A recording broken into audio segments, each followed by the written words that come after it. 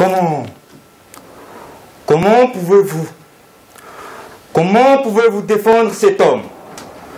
Comment pouvez-vous défendre ce violeur d'enfants, cet assassin? Madame la Présidente, Mesdames et Messieurs, les avocats qui, suivant le hasard de la vie ou les dossiers, qui ont fait un peu de droit pénal, rapportent très souvent qu'ils rencontrent cette question qui leur est posée par leurs contemporains. Question rhétorique, s'il en est. Et finalement, ils n'ont de cesse de leur répéter que tout homme a droit à une défense, que l'avocat est là pour assister, pour accompagner un homme qui finalement a violé la loi commune, qui a chuté. Mais pour eux, c'est un devoir professionnel. Et au-delà de cet aspect professionnel, l'avocat sait, comme Diderot le disait, que tout homme doit avoir une dignité qui lui est rattachée et que rien ne doit pouvoir étouffer cette dignité-là.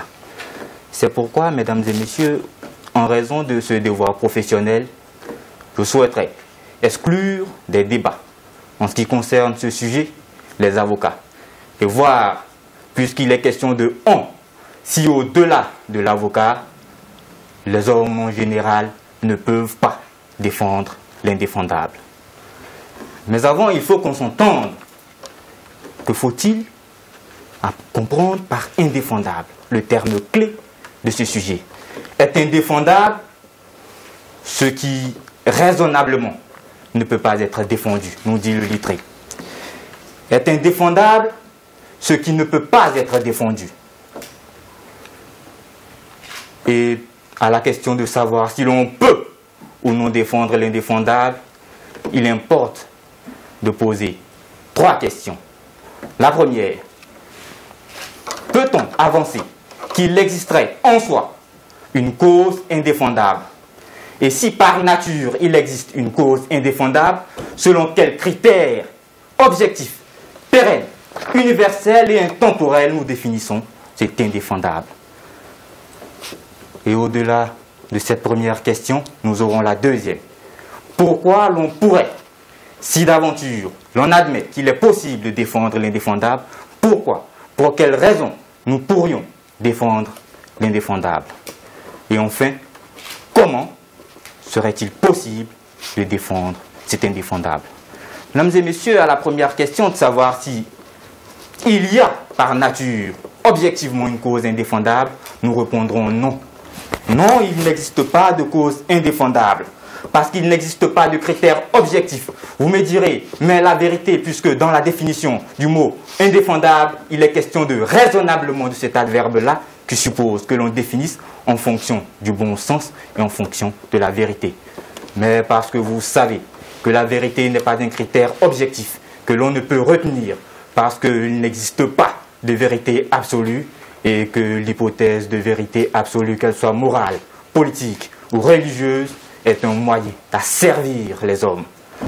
Alors le bon sens, mesdames et messieurs, dans cette salle, jeunes ou adultes, qui douterait ou qui consentirait qu'il n'a pas de bon sens.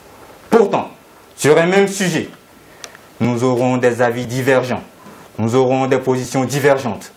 Est-ce pour autant que nous n'avons pas un bon sens? Nous en avons tous, nous n'en doutons pas. Mais alors, si nous pouvons avoir des avis divergents, c'est dire que le critère du bon sens ne peut être retenu. Et au-delà du bon sens, est-ce que la morale serait un critère au regard duquel l'on pourrait avancer qu'une cause en soi est indéfendable? Vous savez que la morale est circonstancielle, qu'elle est locale, qu'il n'existe pas de morale éternelle. Et pour preuve, le littré nous donnant à l'origine de l'orthographe indéfendable pour auteur Molière, à l'occasion de l'école de la critique des femmes, qui était une réponse au parti Deveau, qui le poursuivait pour immoralité de son œuvre, il répondra qu'il n'y a pas dans son théâtre de marque de ce qui serait une offense à la morale. Aujourd'hui, nous allons tous au théâtre. Nous ne doutons pas que ça fait partie de la culture. Et bien, mesdames et messieurs, c'est pour asseoir l'idée qu'il n'y a pas, au regard de la morale, une cause qui serait indéfendable. Ce d'autant que l'un de vos intellectuels, encore au XXe siècle, dans les premiers frémissements de ce siècle, Léon Bloy, dans son journal, écrivait, pour vous en assurer, que du point de vue de la morale chrétienne, comme pensant à Molière, du point de vue, disait-il, de la morale chrétienne, le théâtre est absolument indéfendable. Mais la morale chrétienne, elle n'est plus, ou en tout cas, ce n'est plus cette morale-là qui nous guide. Si donc, mesdames et messieurs, il n'existe pas de cause en soi qui serait indéfendable, parce qu'il n'y a pas de critère au regard duquel nous pourrions retenir cela, j'avancerai finalement que toutes les révolutions ont eu leur indéfendable et que la contre-révolution aussi. Que pendant la révolution, l'indéfendable, c'était l'Ancien Régime et qu'à la Restauration, l'indéfendable, c'était l'Empire et finalement la Révolution, fusillée en la personne du maréchal Ney. Que pendant l'occupation, l'indéfendable, c'était la résistance, condamnée par contumace dans la personne du général et qu'à la Restauration ou à la Libération plutôt, l'indéfendable, mesdames et messieurs, vous savez, c'était le régime de Vichy. Alors, voyez comment l'indéfendable, d'un critère à un autre, d'une époque à une autre, selon des circonstances de temps et de lieu, varie. En soi, pour vous en convaincre, il n'y a pas de critère qui pourrait permettre de définir l'indéfendable. Mais admettons qu'aujourd'hui, le critère qui pourrait être retenu soit l'opinion publique au regard de laquelle l'on classifierait une cause ou une opinion d'indéfendable. Pourquoi faudrait-il défendre alors une telle cause ou une telle opinion? Premièrement, parce qu'il faut défendre la démocratie. Vous savez, mesdames et messieurs, que la démocratie admet le pluralisme. Que là où l'opinion publique estime qu'une opinion n'est pas défendable, il faut s'en méfier. Parce qu'il n'est pas sûr que ce qui est appelé l'opinion publique puisse nous permettre de caractériser finalement ce qui serait indéfendable. Il n'est pas sûr qu'elle soit dans le juste, qu'elle soit dans le vrai.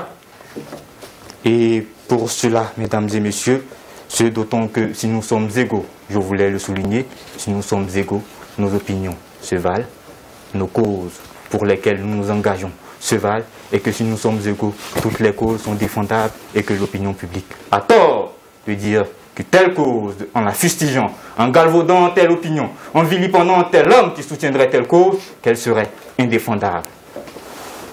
Alors, au-delà de la défense de la démocratie, quel autre critère? Pourquoi devrions-nous défendre ce qui paraîtrait indéfendable? Il faut que nous défendions ce qui paraîtrait indéfendable parce que le faire, c'est permettre l'évolution du droit, c'est permettre l'évolution de la société et en un mot, c'est permettre l'évolution des mentalités. Il y a peu encore, selon cette même opinion, l'indéfendable, c'était l'homosexualité. L'indéfendable, c'était le droit des femmes à librement disposer de leur corps. L'indéfendable, c'était encore le droit des femmes à participer au débat politique. Et aujourd'hui, nous saluons ces victoires de la démocratie. Nous saluons cette évolution des mentalités. Et finalement, nous nous battons pour la préservation de ces acquis. Et donc, parce qu'il faut que nous défendions ou que nous permettions par notre défense l'évolution des mentalités, du droit et de la société, l'on peut défendre l'indéfendable parce que l'on doit permettre cette évolution-là. Le troisième critère ou la troisième raison, mesdames et messieurs, en raison de laquelle nous pourrions défendre ce qui par hypothèse serait indéfendable, serait finalement que défendre ce qui paraît indéfendable, c'est avoir le courage de lutter, oui, de lutter contre ce qui semble être la pensée unique, de lutter contre ce robespierrisme et pas, dans le bon sens du terme, de la pensée.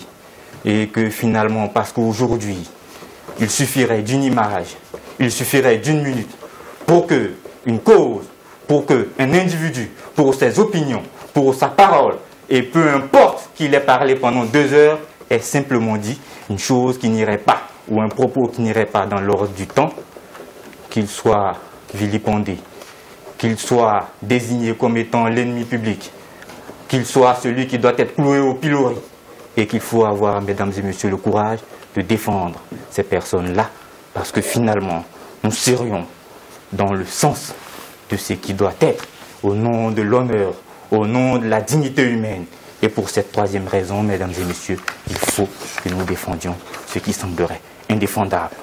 Mais alors se pose la dernière question. Si nous devons défendre l'indéfendable, comment pourrions-nous le faire? Par deux moyens. Le premier, c'est grâce à la culture. Parce qu'il importe d'être cultivé. Parce qu'il importe de ne pas avancer une expression sans avoir lu, sans avoir éventuellement été dans la fréquentation du génie des hommes. Et finalement, que grâce à cela, à la culture, grâce aux mots qui sont l'univers des nuances, nous pouvons et nous devons défendre l'indéfendable. Défendre aussi comment? Par l'humanisme, en parlant avec réserve des fragilités des hommes, en parlant avec mesure de ce que peuvent les hommes ou de ce qu'ils font, de leurs opinions. Et ainsi, nous serions là, grâce à ces deux moyens, en train de défendre ce qui pourrait être indéfendable. Et si nous devons, pour ces raisons, défendre, pourquoi donc pas l'induction ne s'imposerait pas à nous? Pourquoi ne pourrions-nous pas, puisque l'on peut, parce que l'on doit, pourquoi s'en abstenir, mesdames et messieurs? Je vous le demande. Et pour cela, je vous laisserai réfléchir sur cette dernière question. Après avoir obtenu mon baccalauréat, j'ai réalisé que j'entrais enfin dans la cour des grands, que j'allais enfin me professionnaliser vers un domaine concret, un domaine qui me plaît. Fini les cours de philo, fini les contrôles de maths. Je rentrais enfin à l'université pour y étudier le droit. En tant que futur étudiant, on se pose tous un tas de questions. Et dès que j'ai compris que je souhaitais être avocate, la première qui m'est venue à l'esprit est « Comment est-ce que je ferais si on me demandait de défendre l'indéfendable ?» Il me paraissait déjà à l'époque impossible de le défendre. Après 4 longues années d'études, des partiels à tout va, je reste sur mes positions. Madame la Présidente, chers membres du jury, chers contradicteurs, il est impossible de défendre l'indéfendable. Défendre, c'est protéger quelqu'un, quelque chose contre des accusations. Ce terme peut également faire référence au soutien apporté à une personne, donc par le biais de la parole, d'écrits ou d'actes. Défendre, enfin, c'est plaider pour soutenir une cause, une personne, une idée contre des accusations. Pour débattre sur ce sujet, il est nécessaire de définir un autre terme, le terme indéfendable. L'indéfendable fait référence à une personne, une idée, une cause qui ne peut pas être défendue ou soutenue. L'indéfendable renvoie à ce qui est injustifiable. C'est ce qui est totalement condamnable puisqu'on se refuse à le défendre ou à l'approuver. L'indéfendable est une notion morale. Par ailleurs, ce qui est indéfendable va varier quelque peu d'une société à une autre. Cependant, quand bien même il n'y aurait pas de critères objectifs pour définir ce qui est indéfendable, comme vous l'affirmez, il apparaît clairement que les meurtriers, les tueurs en série, les auteurs d'attentats, les terroristes sont effectivement indéfendables. Premièrement, j'aimerais présenter le premier sens du verbe « pouvoir », tel qu'on le retrouve dans l'intitulé du sujet, qui est celui de l'impossibilité d'admettre, donc moralement, éthiquement, de défendre l'indéfendable en raison de la gravité des actes commis. Dans un second temps, je présenterai le deuxième aspect du verbe « pouvoir », qui est l'impossibilité au sens matériel de défendre l'indéfendable. Enfin, je reviendrai sur le rôle de la justice. Tout d'abord, j'aimerais faire une importante précision. Il est nécessaire de distinguer ce qui est répréhensible de ce qui est indéfendable. Entre l'indéfendable et le répréhensible, il existe une importante différence de degré. Si on prend l'exemple de Robin des Bois, on perçoit clairement cette distinction entre le répréhensible, qui est donc défendable, et l'indéfendable. Robin des Bois vole aux riches pour donner aux pauvres. Le vol, c'est la soustraction frauduleuse de la chose d'autrui. C'est une infraction. Cet acte que Robin des Bois commet est pénalement répréhensible. Cependant, il n'est pas pour autant moralement injustifiable. Il n'est donc pas indéfendable. Et cela, à l'opposé des crimes contre l'humanité, tels que ceux qui ont été commis pendant la Seconde Guerre mondiale par les nazis et leurs collaborateurs. Ces crimes-là et leurs auteurs sont indéfendables. Ceux qui ont commis de tels actes ont commis l'indéfendable non seulement en raison du nombre de victimes, puisqu'il y a eu plus de 6 millions de juifs qui ont été assassinés, mais également en raison de la gravité des actes commis. Chers membres du jury, comment oublier les traitements inhumains infligés aux juifs, aux tziganes, aux homosexuels, aux opposants politiques et aux personnes aux capacités réduites? Comment Peut-on ne serait-ce qu'oser défendre de tels actes qui sont indéfendables? Des êtres humains déshumanisés, transformés en esclaves, tués dans des chambres à gaz. Je m'adresse à mon contradicteur.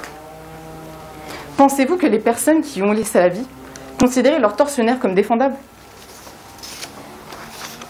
Ceux qui ont commis de tels actes ont eux-mêmes parfaitement conscience de la gravité et du caractère indéfendable de leurs actes, puisqu'en effet, au lendemain de la Seconde Guerre mondiale, de nombreux nazis, tels que Joseph Mengele, ou même Eichmann, ou même Barbie, se sont cachés en Amérique latine, dans la crainte d'être condamnés pour leurs actes.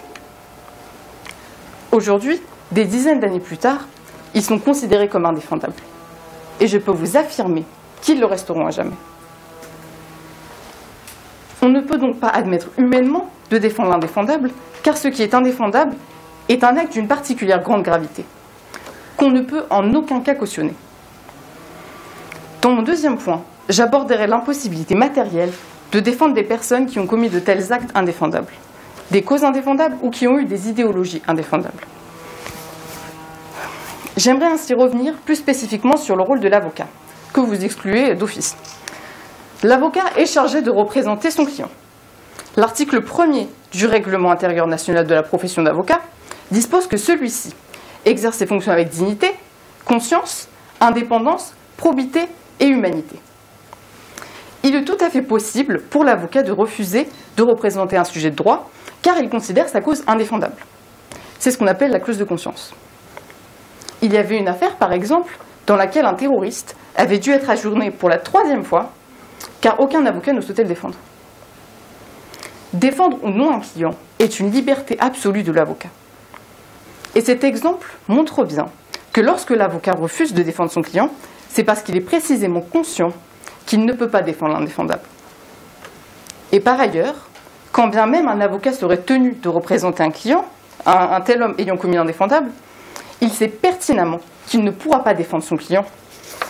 Néanmoins, il est nécessaire, puisqu'on est dans un état de droit, donc un état démocratique, d'assister les sujets de droit devant la justice. Ces avocats se trouvent donc dans une position qui est assez délicate, puisqu'ils se retrouvent à représenter un homme qui a effectivement commis l'indéfendable. Et j'aimerais prendre ici l'exemple d'un militant politique, avocat dans des affaires particulièrement médiatiques, Jacques Vergès. Jacques Vergès a eu effectivement l'occasion de représenter le boucher de Lyon, Klaus Barbie. Il a effectivement assisté devant les tribunaux. Cependant, il n'a pas pu le défendre, au sens de le protéger de toute poursuite judiciaire, puisqu'il a été condamné à la réclusion criminelle à perpétuité. C'est bien la preuve que quand bien même il a représenté l'homme au tribunal, ce qui constitue en soi un droit pour chaque sujet de droit, il n'a pas pu pour autant justifier ses actes devant les magistrats, puisque ses actes étaient indéfendables. L'avocat en soi n'est pas là pour laisser un meurtrier, un terroriste, un violeur en libre circulation. Il est plutôt là pour veiller à ce que ses droits ne soient pas bafoués devant la justice, pour lui assurer un droit au procès équitable. L'avocat ne défend donc pas des actes indéfendables, il se contente d'assister, de représenter l'homme devant les tribunaux. Pour finir, j'aimerais rappeler le rôle de la justice. La justice permet aux hommes de vivre ensemble en harmonie. La justice prévoit des règles qui doivent être respectées par les citoyens. Il n'y a pas en soi de citoyens exclus de l'application des règles de droit. La réalisation de comportements prohibés par la loi donnera lieu à des sanctions, et la sévérité de ces sanctions variera selon la gravité de l'atteinte portée. Non seulement on ne peut pas défendre l'indéfendable, mais on ne doit surtout pas défendre l'indéfendable. Faire une telle chose donnerait lieu à une remise en cause de la justice, parce que si une personne commet un acte indéfendable, donc un acte indéfendable quel qu'il soit, et qu'il puisse par la suite être défendu, donc au sens de soutenu, qu'on puisse admettre son comportement, alors cette personne pourrait échapper aux sanctions prévues par la loi. On compromettrait donc l'existence de la loi, et il me semble évident qu'on dévierait petit à petit vers une certaine anarchie. Or, on ne peut en aucun cas admettre une solution, puisque comme j'ai pu l'expliquer précédemment, il y a une différence importante entre l'acte pénalement répréhensible et l'acte indéfendable. L'acte indéfendable est d'une particulière grande gravité.